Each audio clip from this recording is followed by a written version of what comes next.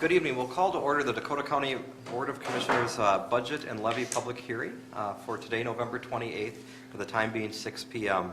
We'll start with roll call, please. Commissioner Gerlach. Here. Commissioner Workman. Here. Commissioner Holberg. Here. Commissioner Slavic. Here. Commissioner Egan. Here. Commissioner Atkins. Here. Commissioner Gaylord. Here. Thank you. Now please rise and join us in the Pledge of Allegiance. I pledge allegiance to the flag of the United States of America and to the republic for which it stands, one nation, under God, indivisible, with liberty and justice for all.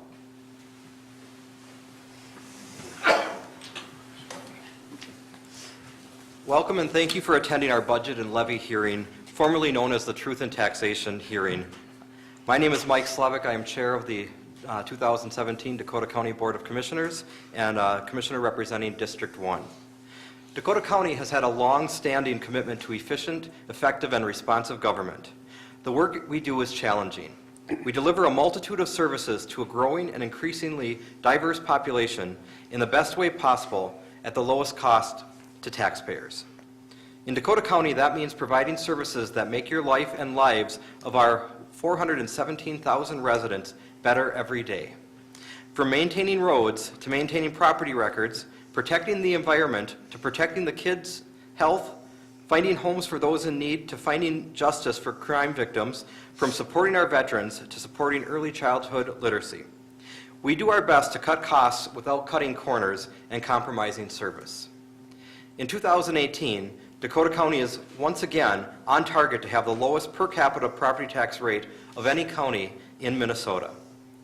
A major contributor to this low property tax rate is that the county has no debt that taxpayers need to support, having paid off nearly $24 million in bonds in 2016.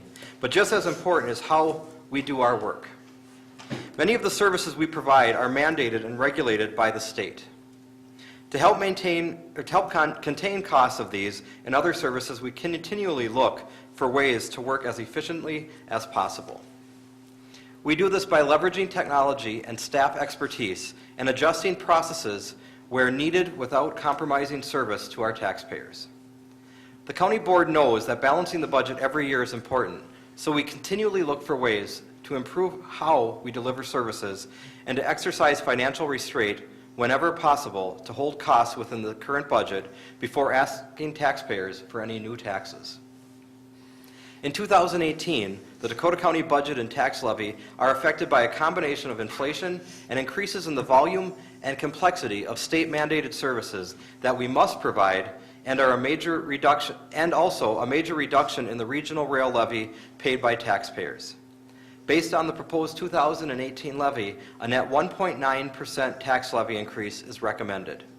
With the reduction in the regional rail levy, a median-priced home with a market value up 6.9% since last year will see an increase of about $9 in their overall county taxes. Holding the levy growth below the inflation rate over the past several years is no small accomplishment. But we've done it by planning for long-term and consistently exercising fiscal restraint. The commissioners on this board take our stewardship of your tax dollars seriously and want to assure all of the residents that we will continue to provide the services you value and to look for new ways of doing business to get the most out of your tax dollar to make sure you get good value for your money. The 2018 budget makes important investments to support the future of Dakota County. With the new resources from the Dakota County Transportation Sales Tax replacing the former CTIB tax coming online, we will increase our capacity to plan and deliver more transportation projects in the future. This budget makes long-term investments in parks, natural resources, libraries, and maintenance facilities, and makes available significant permanent resources for emergency housing and services. I also want to point out that while we work hard to keep the county's share of property taxes as low as possible, we control only a small piece of what ultimately affects our homeowners. The only decision that we get to make each year is to set the levy that pays for county services. While we collect the whole bill, Dakota County only keeps about 19% of the property taxes. The balance goes to schools, cities, and more. We care about what you think, and we invite you to continue to engage in the county government by coming to county board meetings in the future and watching them online. Thank you, and now I'd like to welcome our Deputy County Manager, Gene Erickson, who who will present a more detailed about the recommended 2018 county budget. Welcome to the meeting, Jean. Thank you. Good evening, Chair, members of the board, this watching public. You've covered a lot of the highlights. I'll go into a few of the numbers so that we can go through this presentation fairly quickly. I will give the an overview.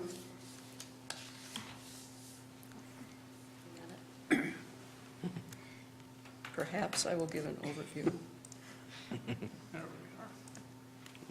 There we go. Of the recommended budget, the description of the levy, and provide an opportunity for any public who are available to provide some input on the tax levy and the budget. We started this process in June with a workshop looking at the outlook and assumptions for 2018.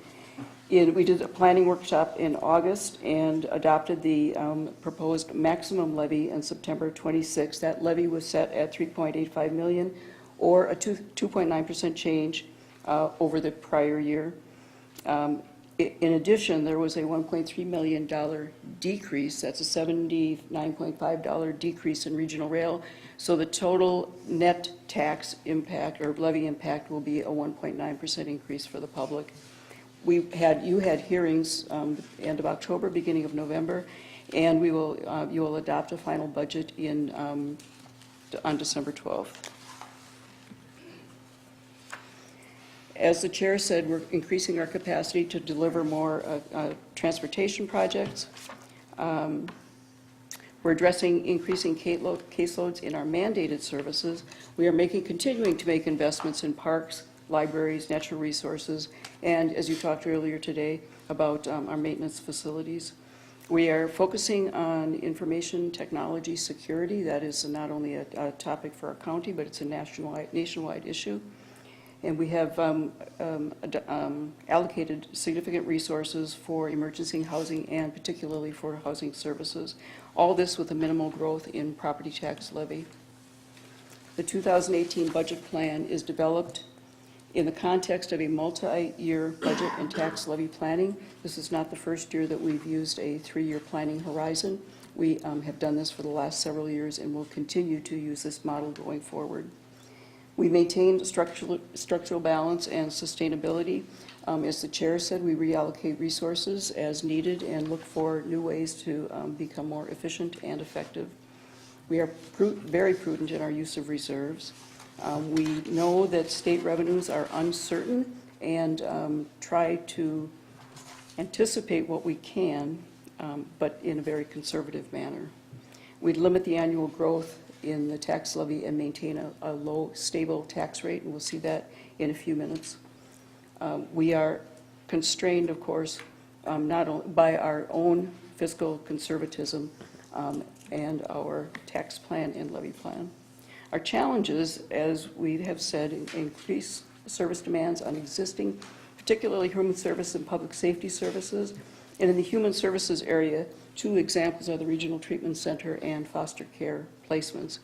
As we try to maintain full staffing, we face cost pressures as the labor market is tightening.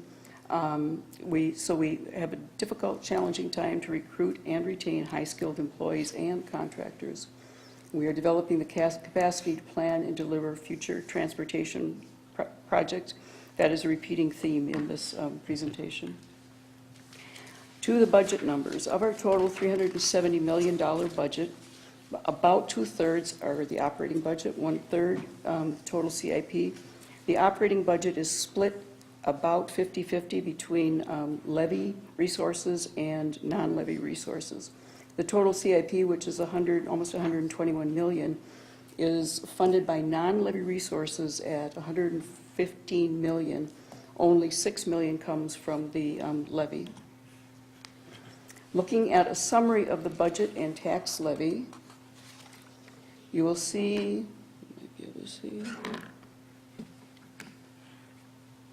the change from 2017 in the operating budget is 2.6%. CIP and capital improvements, 10.6%. The total of 9%, or excuse me, 2.9% increase in the levy. Regional rail, as I've said, has gone down 79.5% for a net increase impact on the property owners for the county portion of county and regional rail of 1.9%. We look at the Metro County proposed tax rate comparison. We are the lowest at 20.6%. That's a decrease of 5% from the prior year. The highest county is Ramsey. When we look at our levy per capita, we are the lowest of the 87 counties in Minnesota.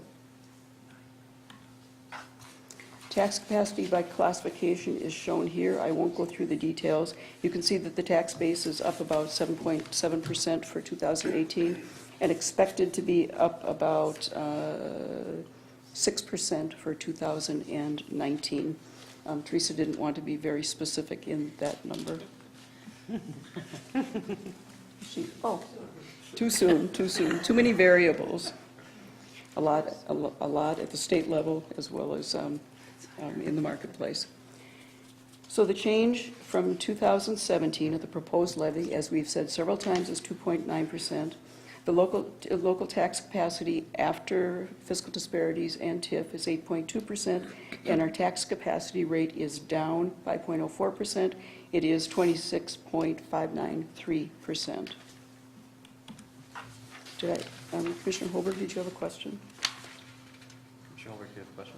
No. Oh, okay. Yeah. On this slide, Yes, ma'am. Seven county metro. There. right, it says Hennepin Suburban, Ramsey Suburban. What does that mean?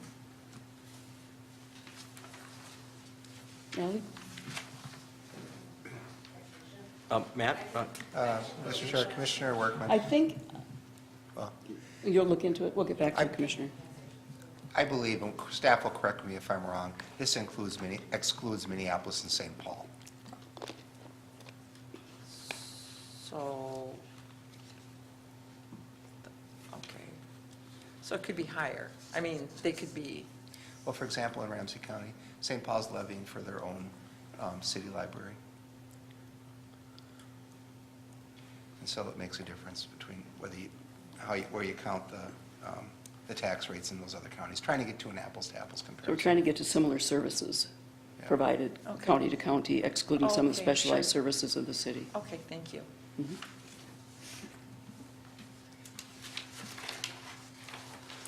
Property tax impacts, the chair mentioned the impact on the median residential home. The county tax change is an increase of 15.97% or dollars for the entire year. Agricultural per acre is a decrease of $1.62. Commercial industrial is up almost 100, and apartments are up pretty dramatically. That is on $1 million apartment building. If you look at the combined county and regional rail levy, the median residential home is up less. It's up $9.50. Ag is down. Commercial industrial is down 129, and apartments up about $350, or 11.75%.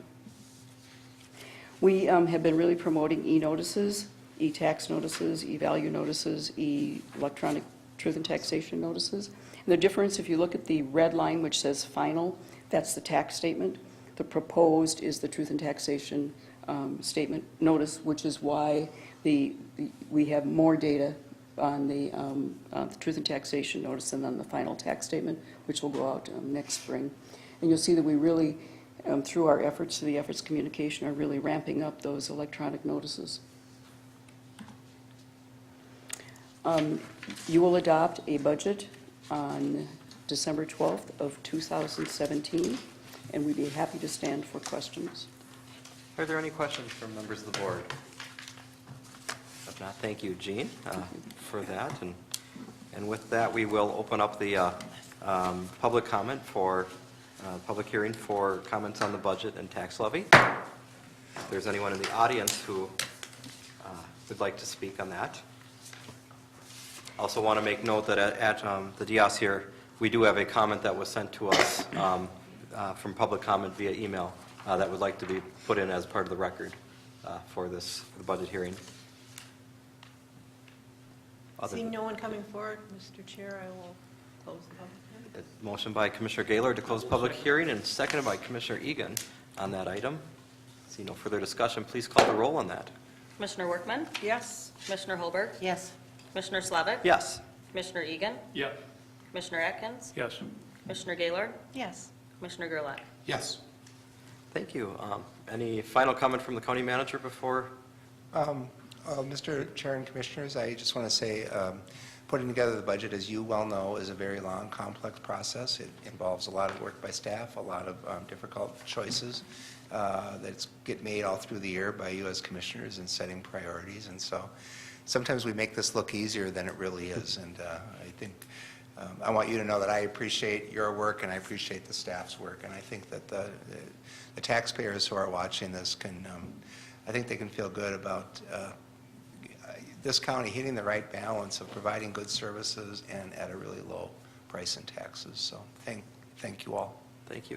And I would also like to add that, thank you to the staff who've worked so hard up to this point here. It's amazing that we'll finish this in a couple of weeks, and then you're going to have about a month break, and you start all over again with that. So thank you for the work that you do all year long with that. And then also to add for the general public that we now have some budgeting tools that are on the website. So it's a lot easier to understand a little bit of where your county tax dollars are going. So I think it's a vast improvement over years in the past of kind of a better way to go online and figure out what we do with the general public's dollars. So that's what I have. And if nothing else, I will entertain a motion to adjourn. So moved. It's been moved by Commissioner Gaylord. Is there a second to that? Second. Seconded by Commissioner Holberg. Please call the roll. Commissioner Holberg, Yes. Commissioner Slavic, Yes. Commissioner Egan, Yep. Commissioner Atkins, Yes. Commissioner Gaylord, Yes. Commissioner Gerlach, Yes. Commissioner Workman. Yes. Thank you. We are adjourned.